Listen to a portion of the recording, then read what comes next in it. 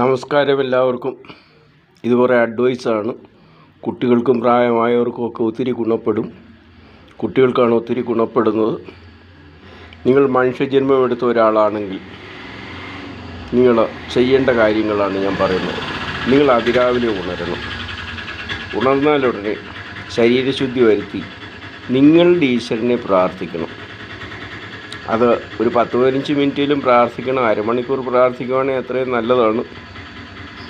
എന്നിട്ട് കുട്ടികളാണെങ്കിൽ അവർക്ക് പഠിക്കാനുള്ള പാഠഭാഗങ്ങളെല്ലാം എടുത്ത് വായിക്കണം. ഓരോ പാഠഭാഗവും 5-10 പ്രാവശ്യം വായിക്കണം. അങ്ങനെ നിങ്ങൾ സ്കൂളിൽ പോകാൻ കുളിക്കാനൊക്കെ തുടങ്ങുമ്പോൾ അല്ലെങ്കിൽ അതുവരെ പോയിരുന്ന് പഠിക്കണം. രാവിലെ കുളിക്കുവാണെങ്കിൽ പിന്നെ കുളിക്കേണ്ട കാര്യമില്ലല്ലോ. പിന്നെ വൈകിട്ട് വീട്ടിൽ വന്ന ഉടനെ പഠിക്കേണ്ട, കുറച്ച് സമയം കളിക്കാം. പിന്നെ 6 മണി മുതൽ പഠിക്കാനിരുന്നാൽ മതി.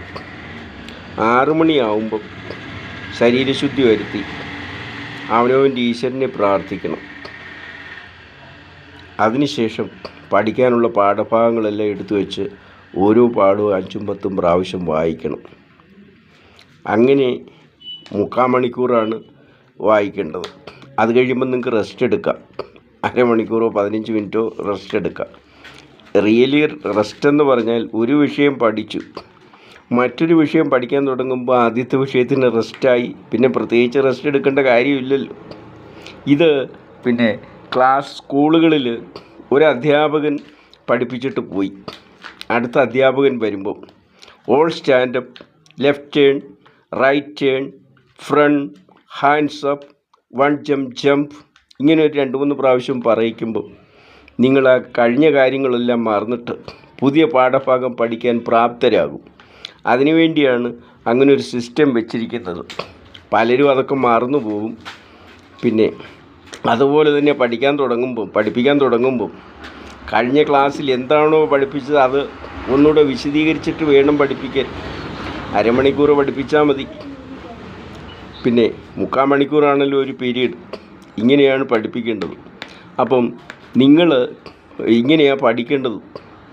അരമണിക്കൂറെങ്കിലും പഠിക്കണം. അങ്ങനെ എല്ലാ വിഷയവും പല പ്രാവശ്യം വായിക്കണം. ഇത് കൂടാതെ നിങ്ങളിൽ ദുർചിന്ത വരുമ്പോൾ നിങ്ങൾ ആ ദുർചിന്തയെ ആട്ടി ഓടിക്കാൻ പഠിക്കണം. ദുർചിന്ത നെഗറ്റീവ് എനർജിയും പിശാചുമാണ്. പലതരത്തിലുള്ള ചിന്തകളുണ്ടാകാം. ശരാശരി ഒരു മനുഷ്യ മനസ്സിൽ ഒരു സെക്കൻഡിൽ 8 ചിന്തകൾ വരാം. ഇതിൽ ഭൂരിഭാഗവും ദുർചിന്തയായിരിക്കും. ദുർചിന്തകളെ ആട്ടി ഓടിക്കുകയും സൽചിന്തകളെ പരിപോഷിപ്പിക്കുകയും വേണം. ദുർചിന്തകളെയാണ് പരിപോഷിപ്പിക്കുന്നതെങ്കിൽ അത് വളർന്ന് പ്രവൃത്തിയാകാൻ കണ്ണടച്ച് തുറക്കുന്നതിൻ്റെ പകുതി സമയം മതി. കണ്ണിമയ്ക്കുന്ന സമയം അത് പ്രവൃത്തിയാകും. ആ പ്രവൃത്തിക്ക് ഉടമയായാൽ നിങ്ങൾക്ക് ദോഷം വരും. അതുകൊണ്ടാണ് ദുർചിന്ത വരുമ്പോൾ തന്നെ അതിനെ ആട്ടി ഓടിക്കണമെന്ന് പറയുന്നത്. ഇത് ദീർഘകാലത്തെ പരിശ്രമം കൊണ്ട് നിങ്ങൾക്ക് സിദ്ധിക്കുന്നതാണ്. പിന്നെ കലി, കോപം, കുശുമ്പ്, അസൂയ, പ്രതികാരചിന്ത, ദുർചിന്ത, അലസത, മടി, അഹങ്കാരം, ഞാനെന്ന ഭാവം, സ്നേഹമില്ലായ്മ, ക്ഷമയില്ലാഴിക ഇതൊക്കെ നിങ്ങളിൽ നിന്നും മാറ്റണം. സർവചരാചര സ്നേഹം വേണം.